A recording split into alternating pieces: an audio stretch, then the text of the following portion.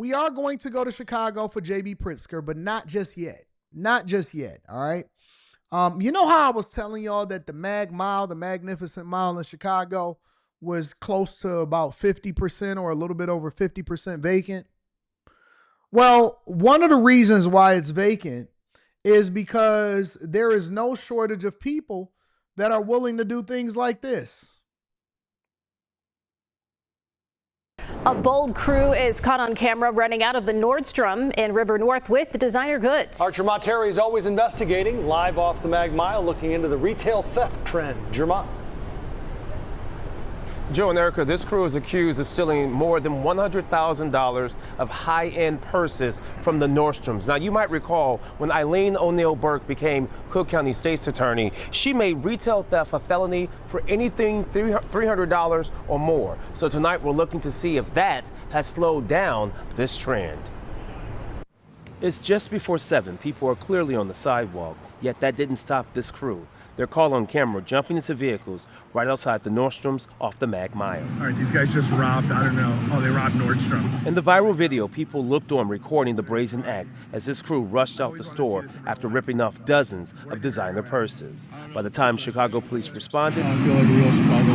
That's a stolen car for sure. Here's another guy that thinks. The thieves were long gone, but the impact of their actions long-lasting. These are professional thieves. Investigators say the organized retail theft is big money, too. We're talking a $1 billion industry. Last month, CBS News Chicago showed you how the Cook County State's attorney was the helm of the nationwide crackdown, which netted 500 arrests, all from people stealing from stores and selling the goods at much cheaper cost. These are people who do pre-surveillance on stores, no store policies. And they know what workers can and can't do. And the Nordstrom staff, the crews encountered security, but was still able to get away. Last December, the Cook County State's attorney quickly rolled back Kim Foxx's policy. Retail theft wasn't a felony unless it was $1,000 or more, but Eileen O'Neill Burke reduced that back to $300. Earlier this month, the Cook County Sheriff's Office arrested a trio accused of stealing $10,000 from Lululemon stores in the city and burbs.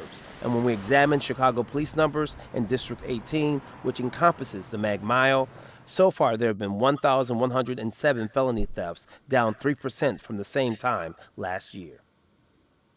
And when you look at felony theft citywide, it is down 16%. But as for this crew, which hit up the Nordstrom, they're still on the run tonight.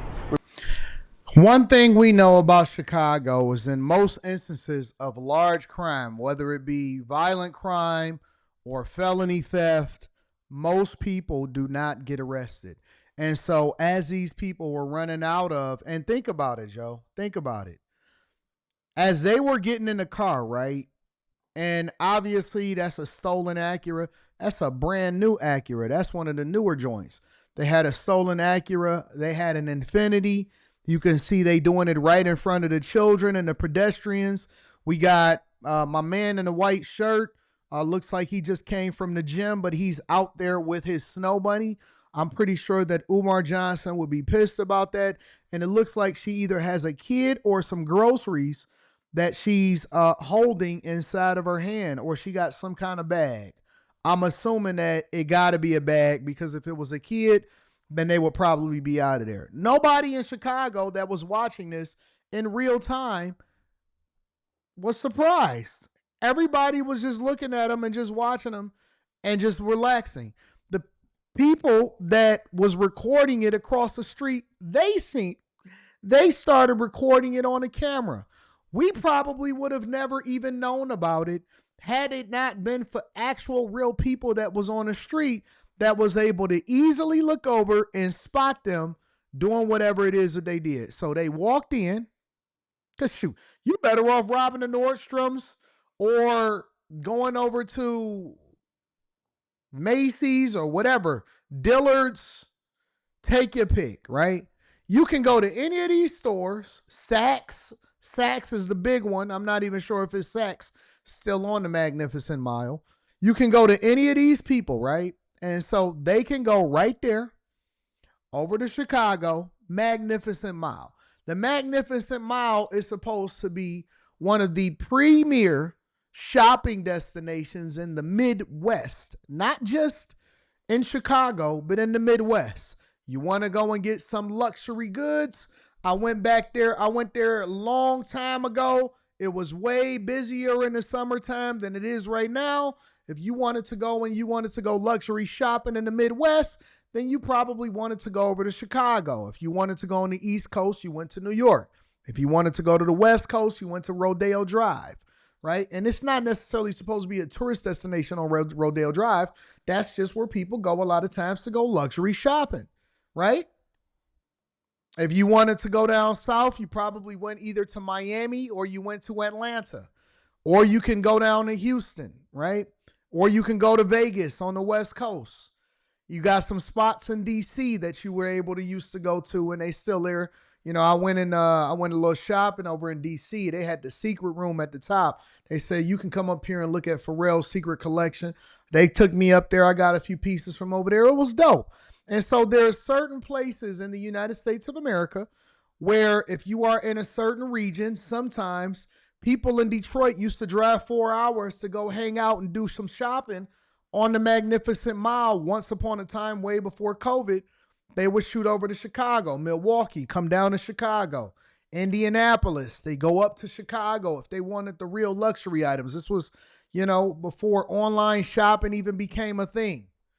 You go as far as Pittsburgh, right? Cleveland. They would head over to Chicago. Chicago has now become a second tier, third tier city because people and their police officers and their politicians has let it go down so far.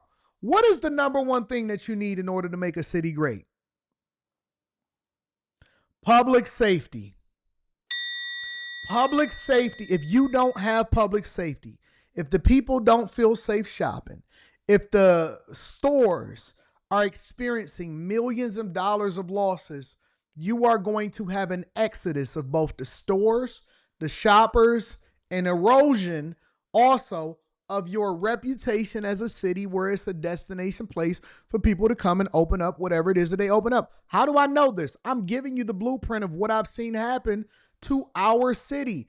Detroit used to be the premier city in the Midwest, even above Chicago, when the industrialization of cars, auto manufacturing, and we had over 50,000 people a month moving up to the city.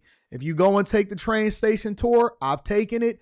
They will break that down for you that we had over 50,000 people every single month moving up here for jobs, which they then had to create spaces that allowed for all of these people to be able to spend their money and shop. And that's when we had the Hudson site. It was like 8, 10, 12 floors, 14 floors of shopping. It was the premier shopping place in the Midwest.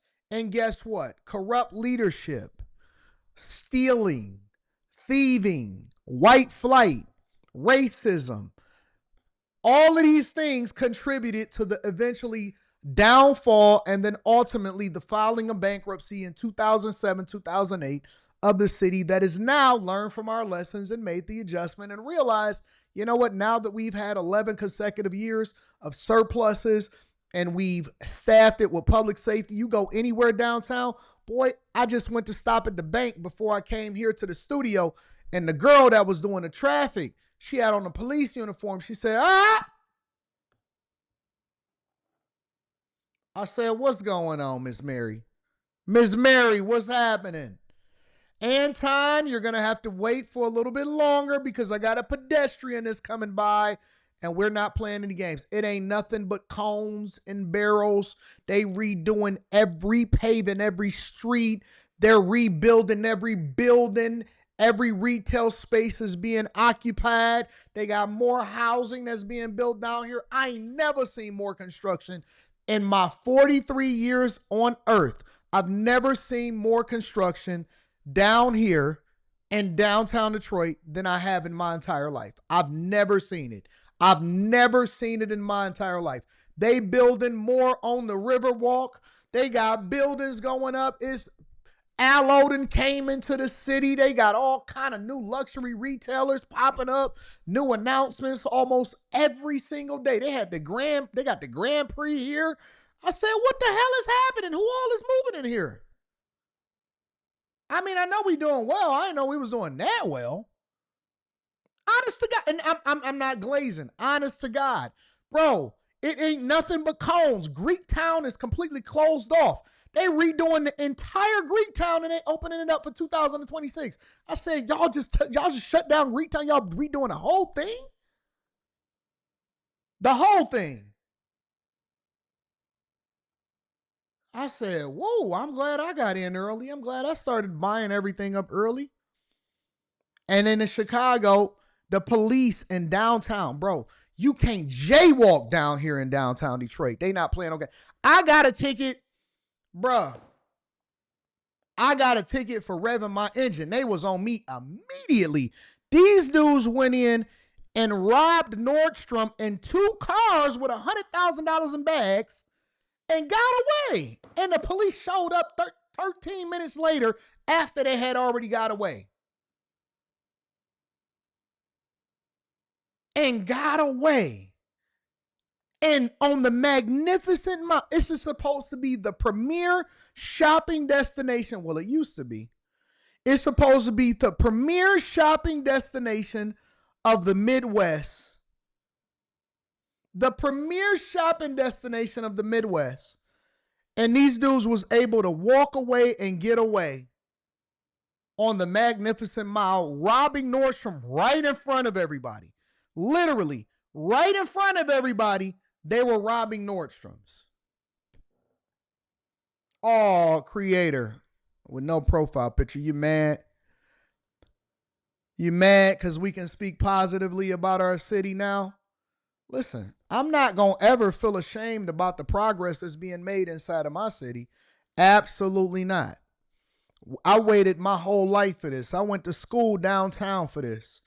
I went to high school down here in downtown, watched it deteriorate, watched it slowly come back, and now that it's got momentum, they want me to be quiet about the good, even though I was over there identifying the bad. Nobody had anything to say. Nobody told me to stop talking when I was identifying the bad years ago, when I was showing all of the abandoned buildings, and now that there are 0 abandoned buildings and skyscrapers going up everywhere, people want me to be quiet. Nobody had anything to say when I was identifying all of the bad that was happening in the city. And I was detailing the transformation and how it was very difficult to live through it. Yet I wanted to stay here because I didn't want to abandon my city. But now they want me to be quiet when I identify the good. They don't want me to have the same energy. That's niggas for you. That's niggas for you. They don't feel like it's worthy of them living there unless it's in squalor.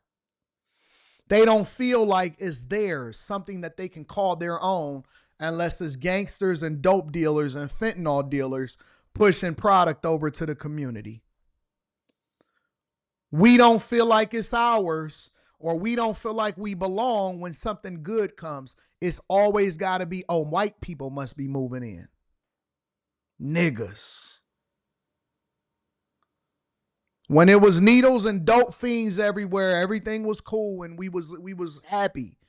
When you finally get some cleanliness and godliness and people are able to go and walk around with their yoga mats, then everything is a problem all of a sudden.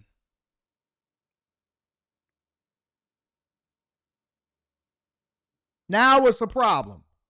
Now that we want to clean up and we want to take some pride in our stuff, people from out of town, they want to be mad about it.